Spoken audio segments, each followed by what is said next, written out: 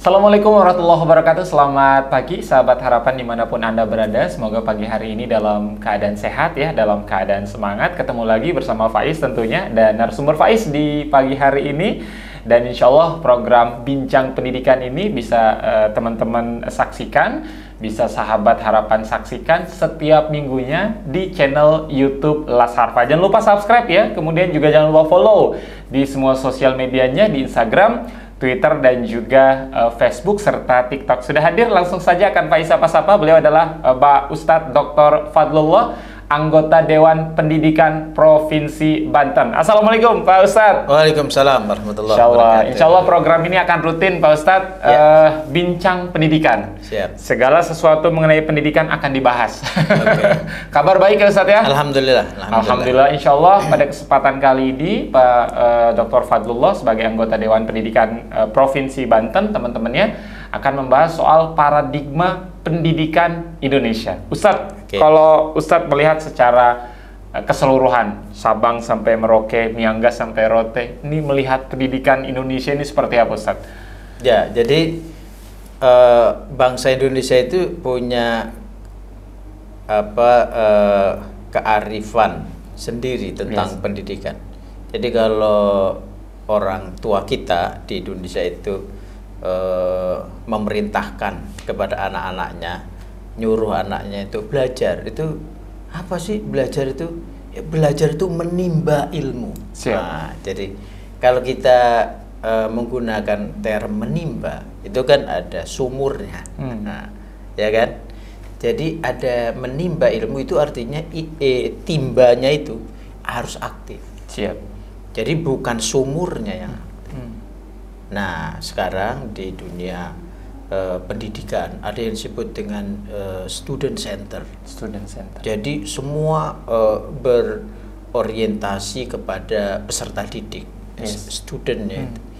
Jadi sebenarnya dari dulu bangsa Indonesia itu yang menjadi pusat pendidikan itu bukan guru, tapi peserta didik.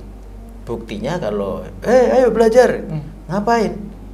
Menimba ilmu. Jadi kalau ada timba, ada sumur, itu yang aktif tuh timbanya. Petimba itu adalah peserta didik. Dan sumurnya itu adalah guru. Jadi guru itu digugu dan ditiru. Artinya guru itu menjadi model, menjadi role model, menjadi fasilitator yang aktif untuk mencari dan menemukan pengetahuan. Itu peserta didik. Sepakatkah kalau Faiz mengatakan seperti ini, bahwasanya semoga salah, kalau pendidikan di Indonesia saat ini lebih mengandalkan outputnya bagaimana mencetak generasi pendidik untuk menjadi seorang pekerja, bukan pengusaha. Ini Ustadz melihatnya seperti apa Ustadz? Bahwasanya generasi-generasi kita yang telah lulus sekolah ini dicetak untuk menjadi seorang pekerja, bukan pengusaha Ustadz. Jadi itu adalah penyimpangan dari paradigma orang Indonesia itu sendiri.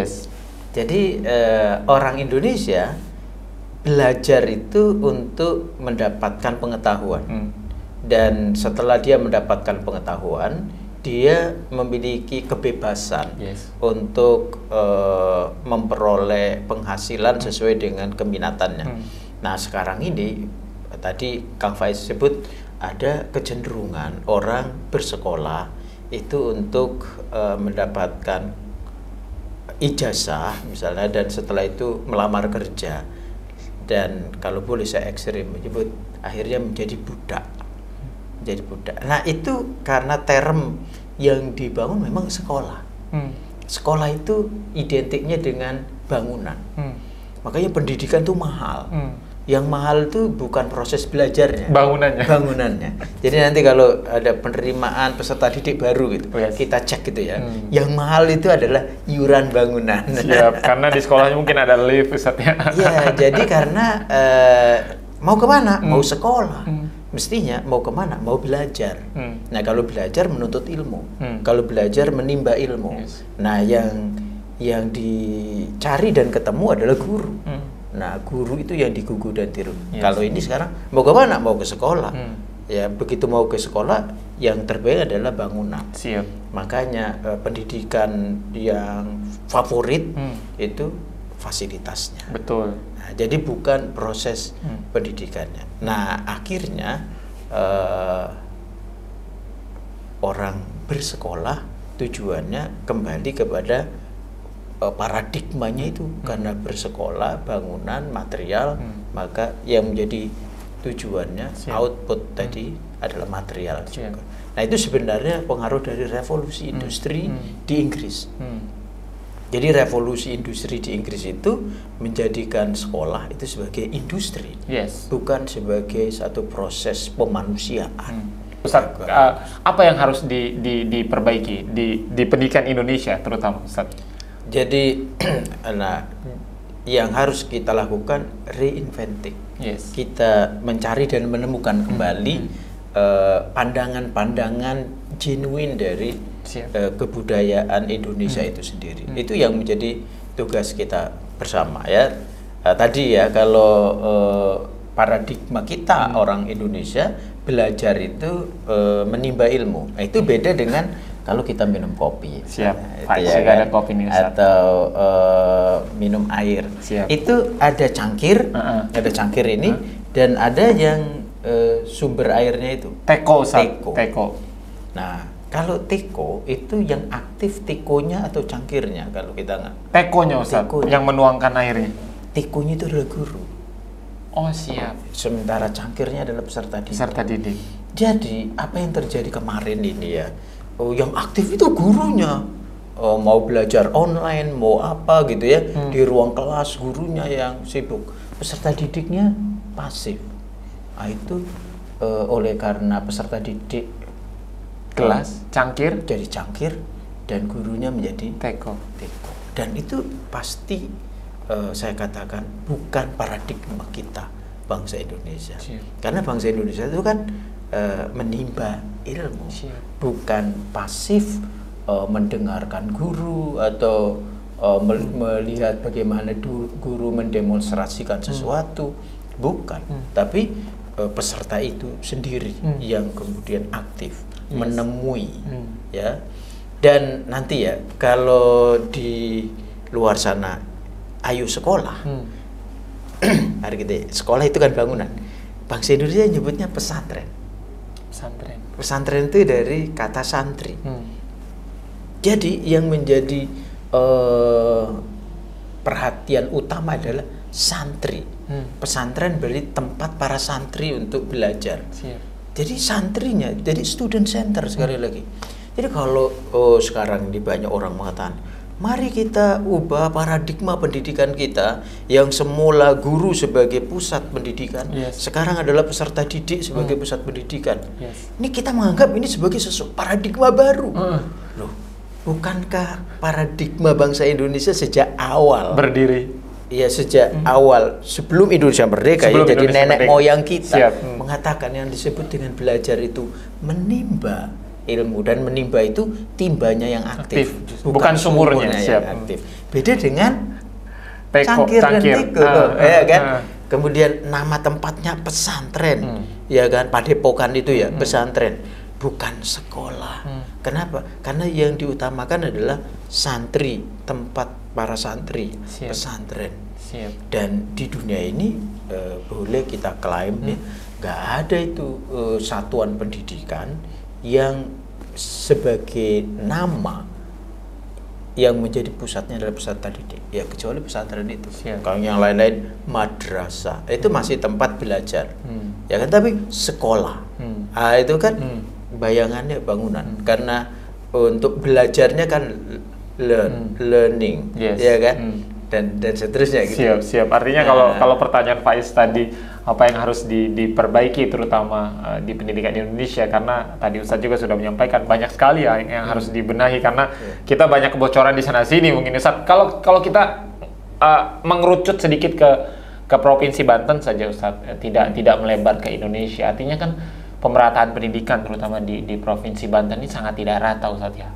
Kalau kita bandingkan bagaimana Banten Selatan, daerah Baya, kemudian Ujung Kulon, Sumur, dengan Banten Utara, Tangerang dan sekitarnya, itu kan sangat jauh berbeda. Ustadz seperti apa sih melihat kejomplangan pendidikan terutama di provinsi yang kita cintai, Provinsi Banten. Oke. Jadi yang harus kita bangun itu memang tradisi belajar. Jadi sebenarnya kalau dengan era digital sekarang yang semuanya serba terkoneksi, pendidikan itu mestinya murah. Harusnya murah. murah. Dan bisa murah, Ustaz. Bisa murah. Jadi kenapa? Karena tidak perlu bangunan. Kan misalnya kita bincang-bincang kita hari ini ya kan, itu bisa diakses oleh setiap orang. Betul. Dan tanpa harus pendaftaran. Yes. Dan yang dibutuhkan hanya kuota.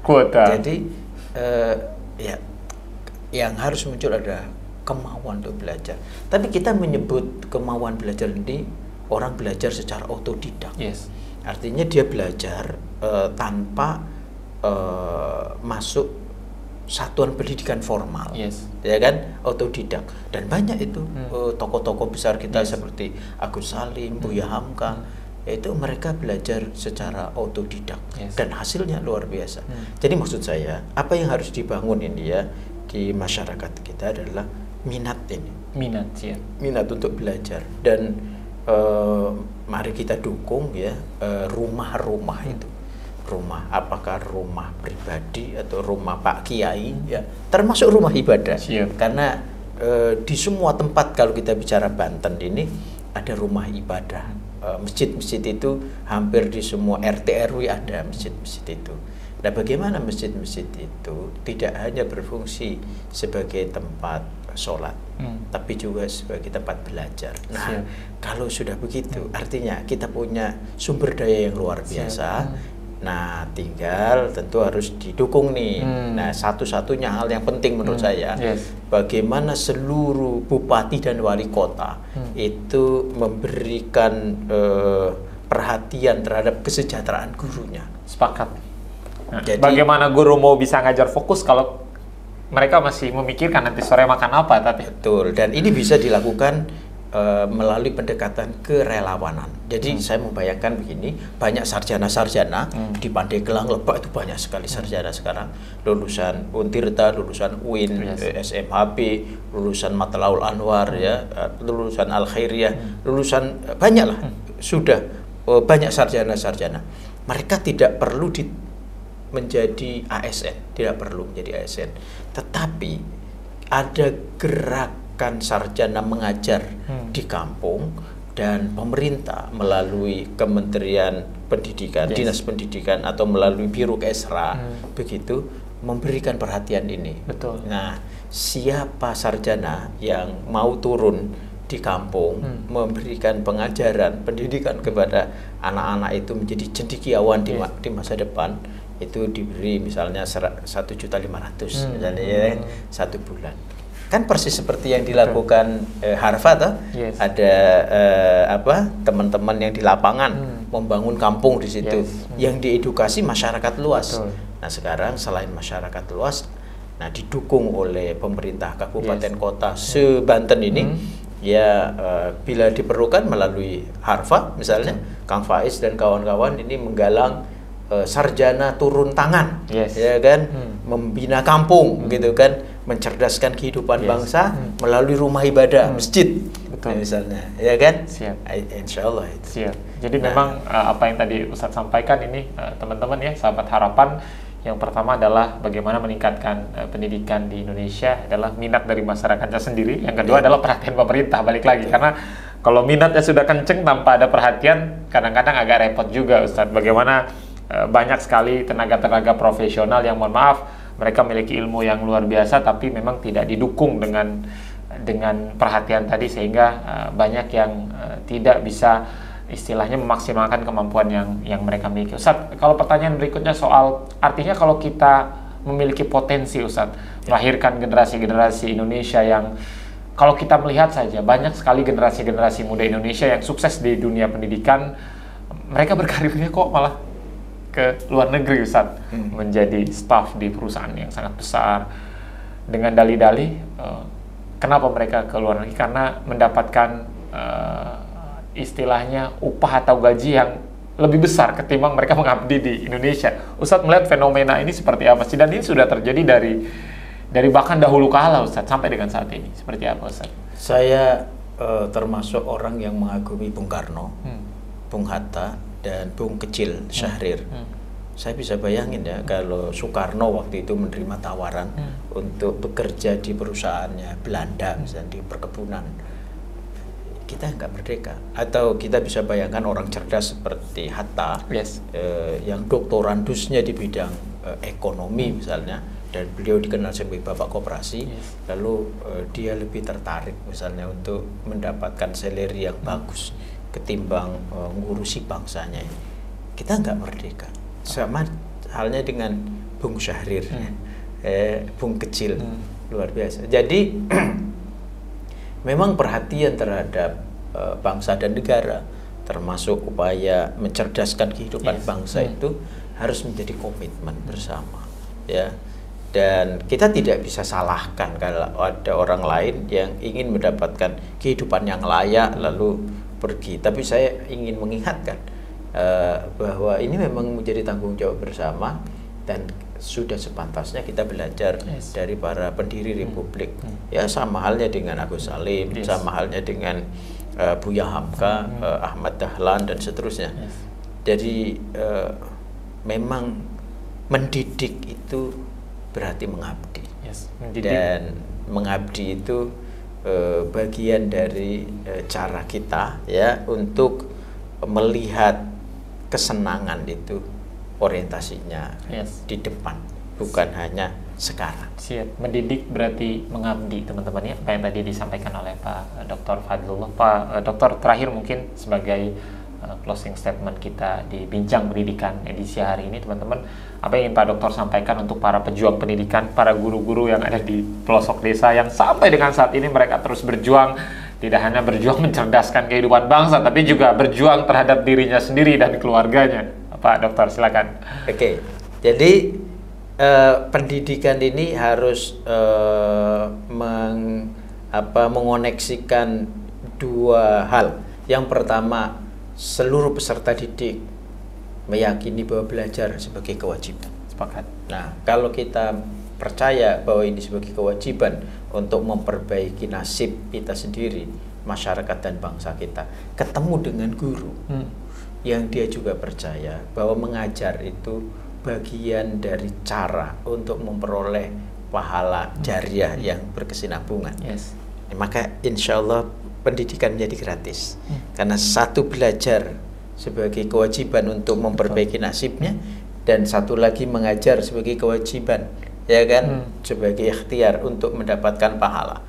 Nah, di sisi lain orang tua ini percaya bahwa dia sudah menitipkan ini kepada guru, dan guru mendedikasikan waktunya untuk mendidik anaknya. Nah, sementara orang tua kan bekerja mencari uang, lalu dia sedekah, ya kan, untuk kepentingan guru yang kalau mendidik polanya seperti ini indah tadi. sekali, Ustaz. Lalu guru-guru itu juga tulus mengajarnya tanpa, mohon maaf ya, kata profesional kadang-kadang dikaitkan dengan bayaran. Nih, guru ini mendidik dengan tulus tanpa melihat dan melakukan diskriminasi. Ini sumbangannya berapa? Berapapun sumbangannya, dia mendidik dan melayani dengan hati. Nah, insya Allah kalau itu ketemu, ya kan, timbal balik antara yang belajar dan yang mengajar, orang tua yang memiliki anak dan guru yang meluangkan waktu untuk mengajar, ditambah peran pemerintah menjalankan konstitusi, mencerdaskan kehidupan bangsa, insya Allah ini perkara jadi ringan. Perkara jadi ringan, Masya Allah, semuanya bisa diatasi dengan mudah ya, andaikan semua berjalan dengan sebagaimana fungsinya masing-masing.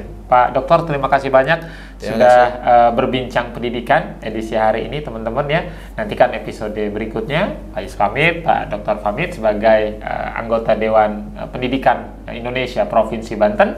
Assalamualaikum warahmatullahi wabarakatuh. Waalaikumsalam. Kita lanjut ngopi, Pak Dokter. Kita cheers dulu. Bismillahirrahmanirrahim.